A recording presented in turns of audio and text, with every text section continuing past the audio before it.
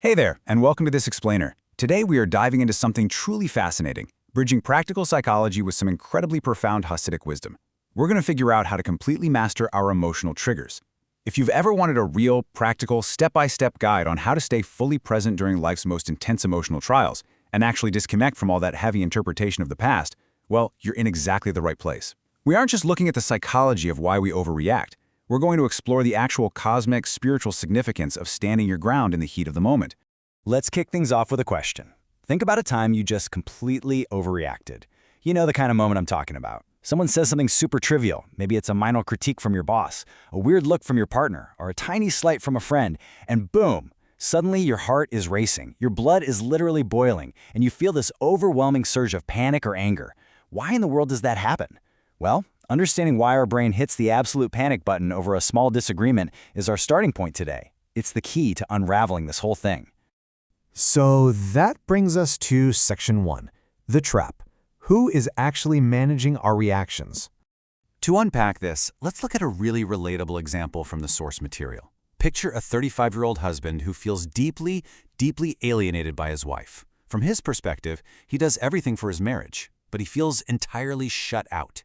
He watches his wife show all this genuine, warm empathy to their guests, to their kids, but when it comes to him, a brick wall. Naturally, this leaves him with a profound sense of rage. So, on one hand, we have his reality. He's perceiving intense rejection. But on the other hand, look at his wife's subconscious reality. She isn't actually trying to hurt him. She's terrified of being controlled and is simply trying to set boundaries. When he demands her empathy, she feels it as an attempt to dominate her. His explosive reaction proves he doesn't just love her, he desperately needs her validation just to feel safe. And here is the absolutely crucial point. When that husband lashes out, it is not the 35-year-old man reacting. It's his inner survival child. This is that wounded, super vulnerable part of our psyche that felt unfairly rejected or controlled or abandoned a long time ago, maybe when he was 5 or 10.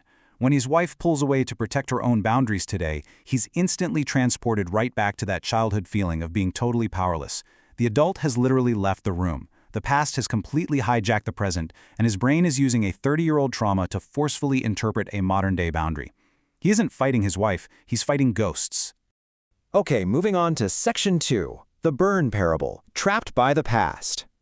To brilliantly illustrate how this psychological hijacking works, the source gives us this incredibly vivid metaphor. Imagine a guy who, at age 2, suffered a terrible burn on his back from 39-degree boiling water. It was agonizing.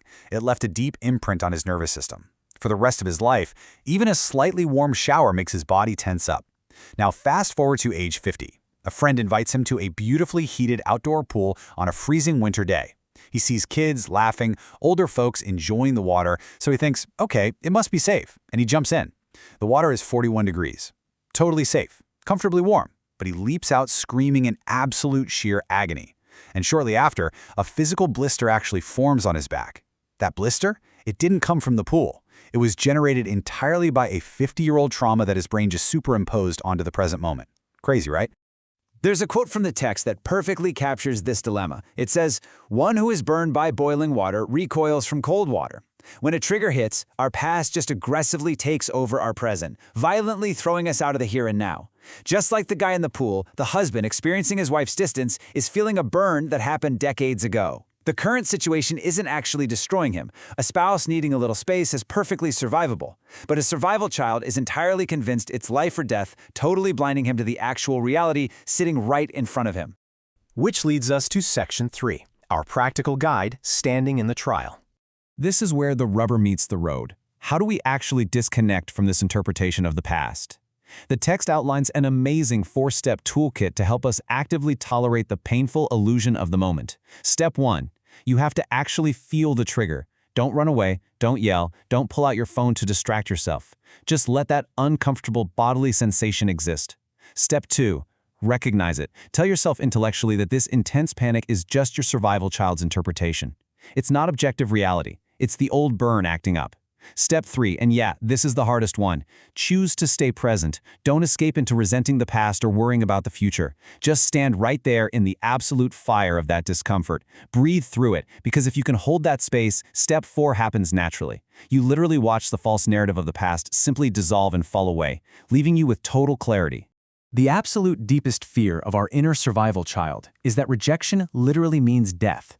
And sure, to a helpless 5-year-old, being abandoned actually is a physical threat to survival.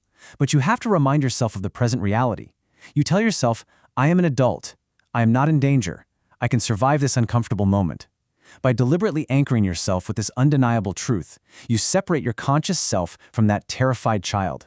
You realize the situation might be deeply unpleasant, it might be frustrating, but your actual survival doesn't depend on it. That realization alone drops the temperature of the room drastically. All right, Section 4. Removing the barrier, revealing the soul. Now that we've got our practical toolkit, the source material elevates this whole concept to a profoundly spiritual level. It defines our trigger-happy ego, that survival child, as ha-gal, which translates to the barrier. Think of it like a massive, dense wall built entirely out of your past traumas, your desperate need for control, and your exhausting search for safety. Living behind this wall keeps you trapped in a defensive crouch all the time. But more importantly, this barrier completely hides your true essence, your divine soul, from your daily life. But here's the beautiful part. Because we built this barrier as a coping mechanism, we have the immense power to consciously dismantle it. Think of it as a radical shift in internal management. When we successfully stand in the trial, when we use our 4-step toolkit to stop reacting to the past, the anxious, calculating natural soul finally steps aside. It realizes it doesn't need to fiercely fight for survival anymore. And in that exact, quiet moment of letting go, and I find this absolutely fascinating, by the way, the divine soul spontaneously takes the wheel. The divine soul isn't worried about yesterday's wounds or tomorrow's problems. It is completely, radically present. It's deeply connected to its source and perfectly capable of showing genuine, unconditional love, entirely free from fear. Let's move to Section 5, Rashbi's Secret and the Cosmic Purpose.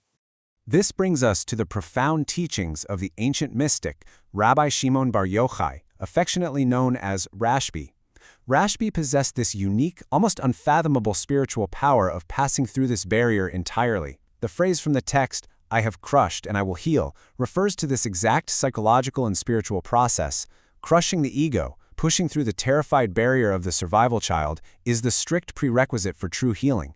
The source suggests that by connecting with Rashbi's teachings, we get heavenly assistance, which gives us the strength to finally open our eyes and see the deep divinity operating right behind our exhausting daily trials.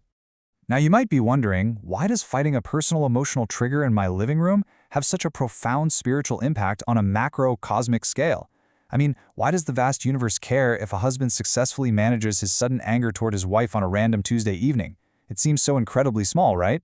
But the text reveals that these micro-moments are actually the entire point of it all. The answer is found in the concept of Tefira B'Taktonim. This is the profound Kabbalistic idea that the divine doesn't just want to exist in some perfect, flawless, tranquil heaven. The ultimate goal, the actual purpose of creation, is for the divine to be revealed right here in our messy, challenging, lowest physical reality. The divine light specifically wants to enter your most frustrating, trigger-filled, agonizingly human moments. It wants a home in the chaos. And the catch is, the only way that happens is through your intentional effort to stay present, when every fiber of your being just wants to run or fight. This brilliantly illustrates the mechanics of the universe. When you agonize to stay present in step 3, instead of yelling at your spouse or storming out, it is not just a psychology win.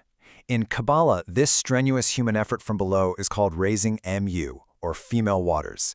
It's like a desperate, beautiful cry from the physical world reaching upward, asking for connection, and the universe always responds. This agonizing effort triggers what the text calls bringing rain, a massive, life-giving divine flow of healing, clarity, and peace pouring right down from above.